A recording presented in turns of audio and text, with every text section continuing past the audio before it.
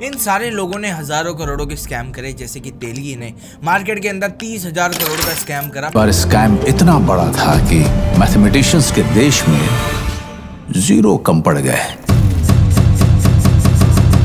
3 नहीं 30,000 crore. British time में भी ये काम होता था, अभी भी हो रहा है, आगे भी होगा।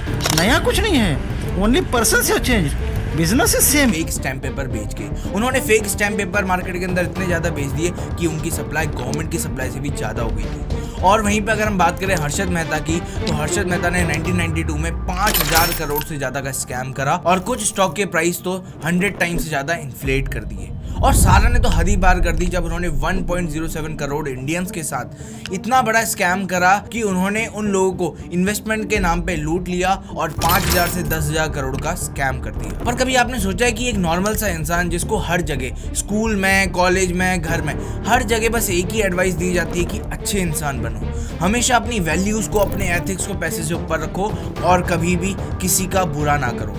बट फिर भी ऐसा क्या हो जाता है कि एक नॉर्मल सा इंसान एक बहुत बड़े स्कैमर में कन्वर्ट हो जाता है। तो आज मैं इस वीडियो के अंदर आपको बताऊंगा ऐसे 7 स्टेप्स जिनके थ्रू मूव ऑन होके कोई भी इंसान अपनी लाइफ के अंदर एक बहुत बड़ा स्कैम कर देता है।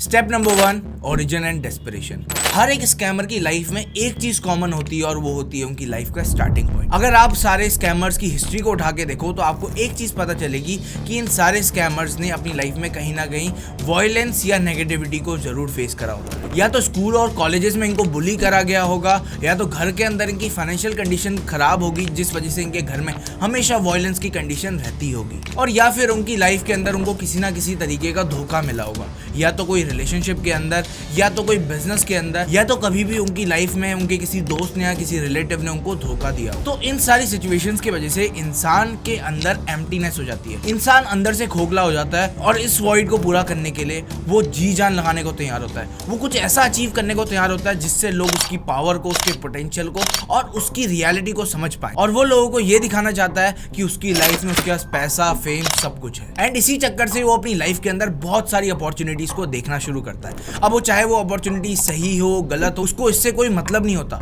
उसको बस एक चीज कमानी है और वो है पैसा। वो पैसे के लिए कोई भी अपॉर्चुनिटी में काम करने को रेडी हो जाता है। अब जो आपको अपनी लाइफ के अंदर बहुत सारा पैसा बहुत जल्दी कमाना होता है तो आप हमेशा शॉर्टकट्स को ढूंढना स्टार्ट करते हो। एंड सेम उसी तरीके से हर से एक स्कैमर अपनी लाइफ के अंदर शॉर्टकट्स को ढूंढना स्टार्ट करता है, जिस वजह से वो कुछ ऐसे लोगों से मिलता है जो लोग अपनी लाइफ के अंदर स्कैम्स के थ्रू पैसा कमा रहे हैं। अब क्या था, जैसे ही उसको पैसा दिखता है ना, वो उन कामों को करना स्टार्ट करता है और वो किसी ना किसी छोटे मोटे स्कैम का पार्ट बन जाता है। अब स्कैम को स्टार्ट करना बहुत ज्यादा इजी होता है, लेकिन स्कैम एक ऐसा दलदल है जिसके अंदर अगर आपने एक बार घुस गए तो आप डीप घुसते चले जाओगे और आप चारों ओर से स्कैम से घिर जाओगे। आप एक स्कैम को छुपाने के लिए एक लॉ को तोड़ोगे और उस लॉ को बचाने के लिए दूसरे लॉ को तोड़ोगे और लगातार लॉज भी ब्रेक करते जाओगे, जिस वजह से आप एक क्रिमिनल भी बन जाओगे। और लगातार स्कैम करने के बाद एक स्कैमस्टर स्कैम्स करने में एक्सपर्ट हो जाता है और अब वो ये प्लान करता है कि वो एक इतना बड़ा स्कैम करे जिससे पैसे की दिक्कत उसकी लाइफ से हमेशा के लिए हट जाए और वो अपना एक ऐसा एम्पायर बिल्ड कर सके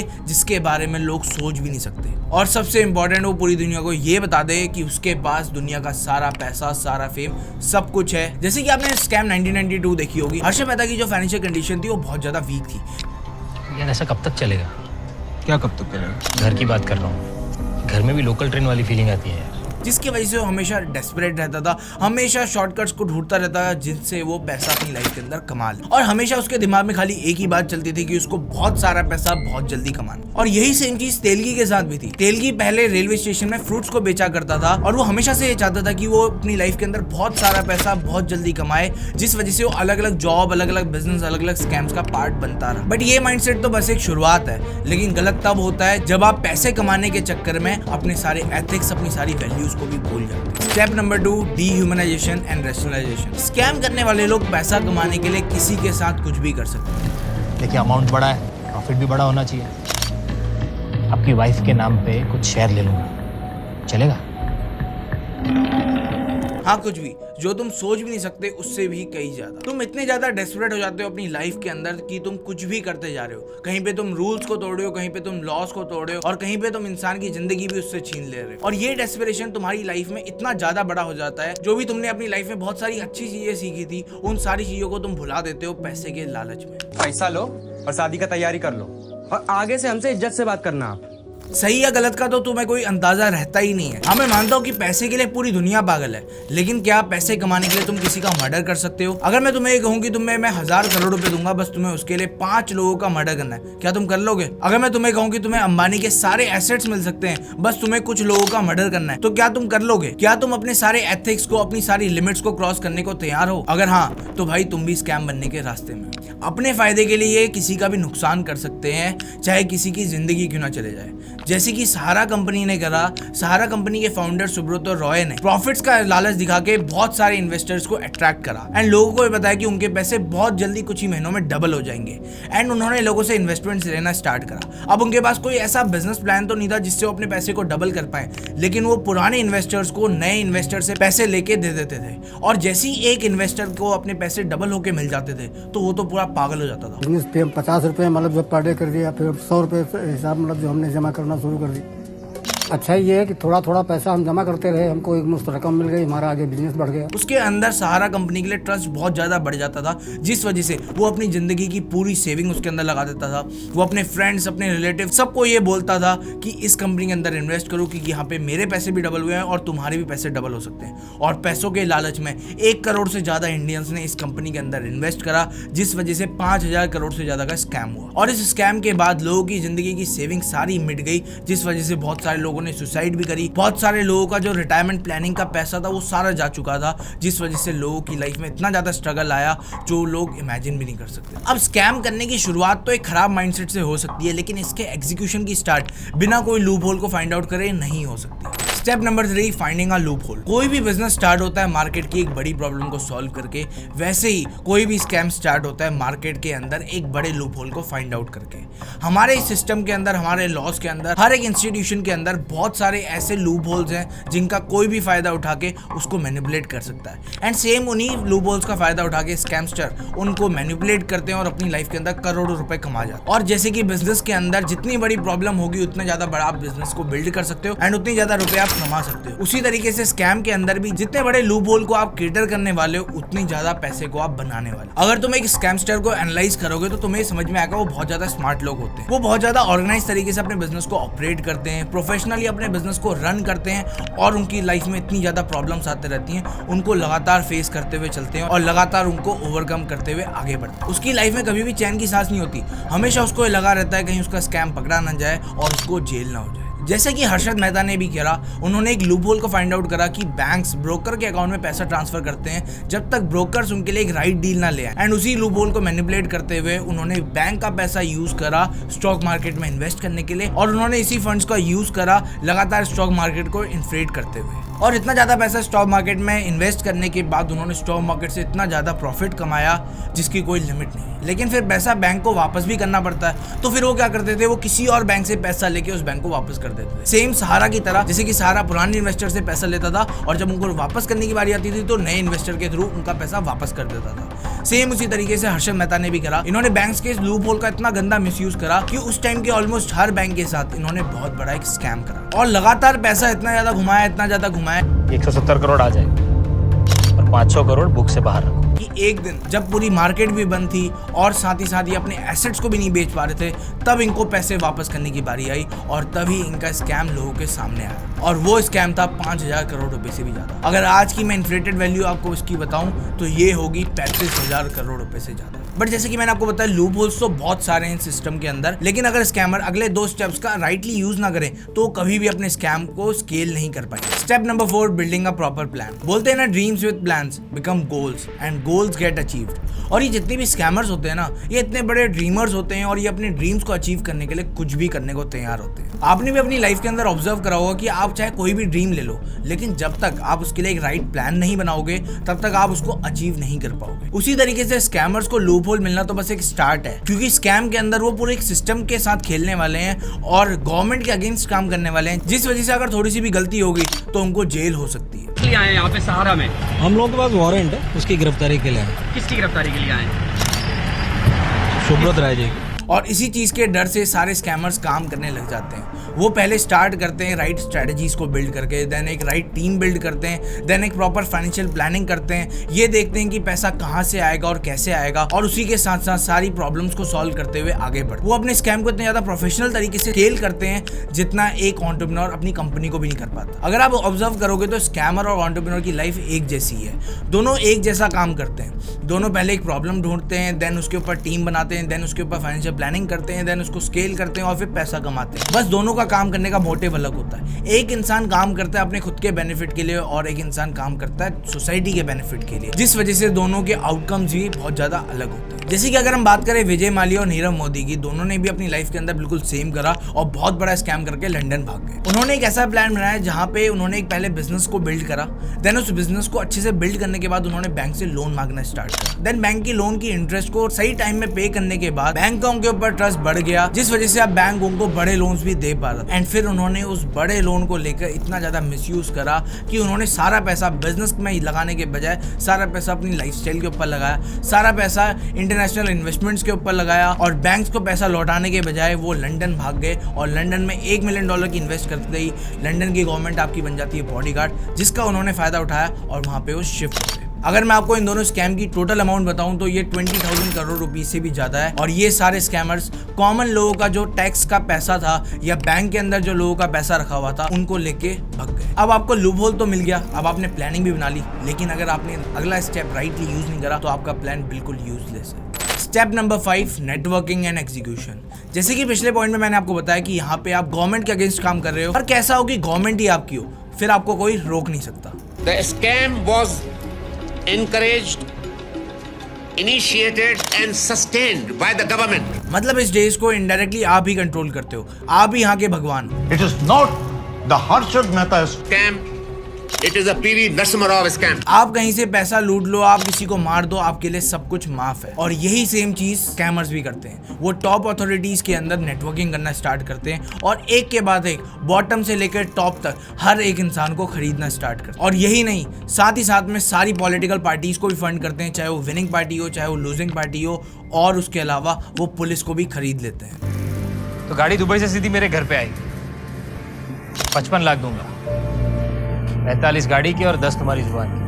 क्योंकि इस दुनिया में हर एक इंसान की एक वैल्यू है, और ये स्कैम इतने बड़े लेवल में होता है जिससे हर एक इंसान की वैल्यू को इजीली पे करा जा सकता है। स्कैमर्स एक ऑर्गेनाइजेशन बिल्ड करते हैं जहाँ पे वो पार्टनरशिप करते हैं गवर्नमेंट के टॉप अथॉरिटीज के साथ, पुलिस के साथ, और साथ ही साथ में बहुत सारी पॉलिटिकल पार्टीज के साथ। काम सारा स्कैमर करेगा, लेकिन ये तीनों मिलके स्कैमर की मदद करेंगे कि काम इजीली हो पाए, और साथ में मिलके लॉस को इतना ज्यादा मैनिपुलेट करेंगे कि इतना ज्यादा प्रॉफिट होगा जितना एक आम इंसान अपनी जिंदगी भर में कमा नहीं सकता। अगर आप स्कैम 2003 देखोगे तो उसमें तेलगी भी बिल्कुल सेम चीज करता है। उसको एक स्किल आती है और वो है दोस्त बनाना। ठीक है, आपके सारे बिजनेस में इन्वेस्ट करने को तैयार हूं मैं, मगर बदले में मेरे को फ्रेंडशिप चाहिए आपकी, परमानेंट। वो अपनी बातों से किसी का भी दिल जीत सकता है। जैसे कि जब वेब सीरीज स्टार्ट होती है तब आपने देखा होगा शौकत भाई के साथ दोस्ती कर लेता है ट्रेन के अंदर, और फिर उसको मुंबई के अंदर जॉब मिल जाती है। फिर जब वो पहली बार जेल के अंदर जाता है तब वो दोस्ती कर लेता है कौशल जावेदी के साथ, और फिर वो दोनों साथ में मिलके अपना स्टैम्प पेपर का स्कैम स्टार्ट करते हैं। और फिर जब वो दूसरी बार जेल के अंदर जाता है तब उसको मिलता है JK नाम का बंदा, जिसके साथ वो अपना अगला बड़ा स्कैम करने वाला था, और वो है स्टैम्प पेपर को पूरे इंडिया के अंदर बेचना और अपनी सप्लाई को गवर्नमेंट से भी ज्यादा बढ़ा देना। और इसी स्किल के साथ वो गवर्नमेंट के हर एक इंस्टीट्यूशन में अपने दोस्त बनाता है, बॉटम से लेकर टॉप हर अथॉरिटी के अंदर उसके दोस्त होते हैं, और उन सब लोगों को वो अपने इस स्कैम का पार्ट बना। क्योंकि हर एक इंसान पैसा तो कमाना चाहता है, लेकिन कोई भी इंसान लिमिट को क्रॉस नहीं करना चाहता, और तेलगी लिमिट को क्रॉस करने के लिए तैयार था, जिस वजह से इन सब लोगों के साथ मिलकर तेलगी ने करा 30,000 करोड़ का स्कैम पूरे मार्केट के अंदर। और इस स्कैम से खाली तेलगी ने नहीं, बल्कि गवर्नमेंट, पॉलिटिकल पार्टीज, पुलिस, हर एक अथॉरिटी ने पैसा कमाया। और इन तीनों को अपने कंट्रोल में लेने के बाद तेलगी ने 10 साल तक फेक स्टैम्प पेपर को पूरे इंडिया के अंदर बेचा और गवर्नमेंट से ज्यादा अपनी सप्लाई को कर दिया। और एक इंसिडेंट तो ऐसा हुआ जहाँ पे इन्होंने नासिक के जनरल मैनेजर को इतना पैसा खिला दिया कि उसने गवर्नमेंट की प्रिंटिंग प्रेस को कई दिनों के लिए बंद करा दिया। अब मेरा बिजनेस तो तभी बढ़ेगा जब आपका ये प्रेस बंद हो जाएगा, तो आपका ये प्रेस बंद करने के लिए मेरे को आपकी हेल्प की ज़रूरत है। स्टैम्प पेपर की सप्लाई का मार्केट शेयर गवर्नमेंट के मार्केट शेयर से भी ज्यादा इंक्रीज हो जाए। और जब ये स्कैम पकड़ा गया तो खाली तेलगी को जेल नहीं हुई, बल्कि 43 पॉलिटिकल लीडर्स, गवर्नमेंट के लीडर्स और पुलिस के बहुत सारे लोगों को भी जेल हुई, क्योंकि ये स्कैम इतने ज्यादा लार्ज स्केल में हुआ। Step number 6, scaling. कोई भी इंडस्ट्री के अंदर जब आप अपना बहुत ज्यादा टाइम बिताते हो, उसके साथ आपको बहुत सारा एक्सपीरियंस मिलता है, एंड एक्सपीरियंस की वजह से आपका उस इंडस्ट्री के अंदर ग्रो करना और स्केल करना बहुत ज्यादा ईजी हो जाता है। अगर आप एक बिजनेस करते हो, उसके अंदर अगर आपको 4 से 5 साल का एक्सपीरियंस भी है ना, तो आपको अपने बिजनेस का हर एक जुगाड़ के बारे में पता होगा, हर एक सेटिंग पता होगी, जिसके थ्रू आप अपने बिजनेस को बहुत इजीली स्केल कर पाते हो। सेम उसी तरीके से स्कैमर्स के साथ भी होता है। स्कैमर्स इतनी ज्यादा नेटवर्किंग करते हैं, इतने ज्यादा स्कैम करने में मास्टर हो जाते हैं कि वो अपने स्कैम को इतना ज्यादा स्केल कर पाते हैं जितना लोग अपनी कंपनीज को भी स्केल नहीं कर पाते। और इसका सिंपल सा रीजन है, क्योंकि स्कैमर्स की भूख कभी खत्म नहीं होती। उसको स्कैम करने की एक ऐसी आदत लग जाती है जिसको छोड़ भी नहीं पाता, और वो स्कैम के साथ साथ क्रिमिनल वर्ल्ड में भी एंटर कर जाता है, क्योंकि scammers and criminals go hand in hand. जैसे जैसे आप अपने स्कैम में और बड़े लेवल में पहुंचते जाते हो, आपकी क्रिमिनल्स के साथ भी दोस्ती होने लग जाती है, और आप दोनों साथ में मिलकर बहुत सारे क्राइम्स को करना भी स्टार्ट कर देते हैं। स्केलिंग अगर तुम्हें किसी स्कैमस्टर से सीखनी है ना, तो तेलगी से बड़ा कोई स्केलिंग में मास्टर नहीं है, क्योंकि तेलगी ने इतने ज्यादा प्रोफेशनली अपने स्कैम को स्केल करा कि उनके नीचे 350 से ज्यादा MBA ग्रेजुएट्स थे जो उनके स्टैम्प पेपर को बेचते थे, और उन्होंने इसी स्कैम को बना दिया था अपने नोट छापने की मशीन। जैसे कि मैंने आपको पिछले पॉइंट में बताया, उन्होंने खाली 10 साल के अंदर इंडिया के अंदर इतने स्टैम्प पेपर बेच दिए जितने गवर्नमेंट भी स्टैम्प पेपर नहीं बेच पा रहा, जिस वजह से गवर्नमेंट ने उनके सारे फेक स्टैम्प पेपर को लीगल करार कर दिया। अगर वो ये नहीं करती तो आम जनता को और गवर्नमेंट को इस वजह से बहुत बड़ा नुकसान हो जाता। अब यार स्कैम तो शुरू कर दिया और स्कैम को बहुत ज्यादा स्केल भी कर दिया, बट हर स्कैमर एक बहुत बड़ी गलती करता है जिस वजह से उसका डाउनफॉल भी शुरू हो जाता है। एंड अब बात करते हैं स्टेप नंबर 7 की। Step number 7, God complex. जब तक इंसान के पास पैसा नहीं होता तब तक वो भगवान से प्रे करता है कि उसकी लाइफ में पैसा आ जाए, लेकिन जैसे ही इंसान की लाइफ में पैसा आ जाता है वो खुद को भगवान समझने लग जाता है और भगवान की उसके आगे कोई वैल्यू रहती नहीं। स्टॉक मार्केट की घंटी बजती है ना रोज, उसी के साथ मेरे नाम का डंका भी बजता है। जिसमें दम है आके थोड़ा नमक चख।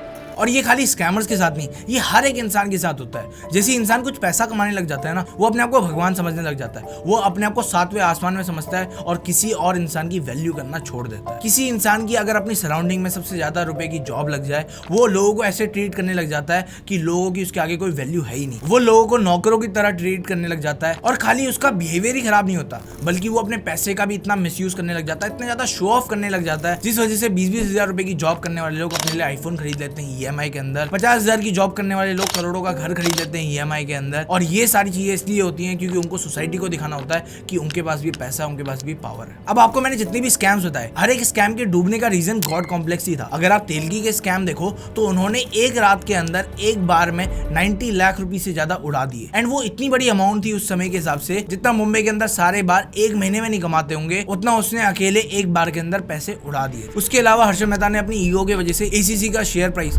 200 रुपए से 9,000 रुपए कर दिया, एंड इतना ज्यादा इन्फ्लेट कर दिया मार्केट को कि मार्केट जब गिरी तब इन्वेस्टर्स का इतना बड़ा नुकसान हुआ, इतना आप इमेजिन भी नहीं कर सकते। तो अब तुम्हें सब कुछ समझ में आ गया होगा कि कैसे एक इंसान स्कैमर बनता है और कैसे अपने स्कैम को स्केल कर पाता है और कैसे उसका डाउनफॉल आता है। अब इस वीडियो से तुम दोनों चीजें सीख सकते कि तुम्हें अपनी लाइफ में क्या करना चाहिए और क्या नहीं करना चाहिए, एंड इन सारे पॉइंट्स का यूज अगर तुम अपने करियर में, अपने बिजनेस में ग्रो करने के लिए लगाओ विद राइट इंटेंशन, देन तुम अपने करियर में बहुत ज्यादा तेजी से ग्रो कर सकते हो। तो आज की वीडियो यहीं पे ओवर करते हैं, बाय। और कैसे कैसे अमीरों ने बैंकों के पैसे दबाए हैं, अभी मैंने जरा स्क्रू टाइट किए हैं तो उनका पसीना छूट रहा है।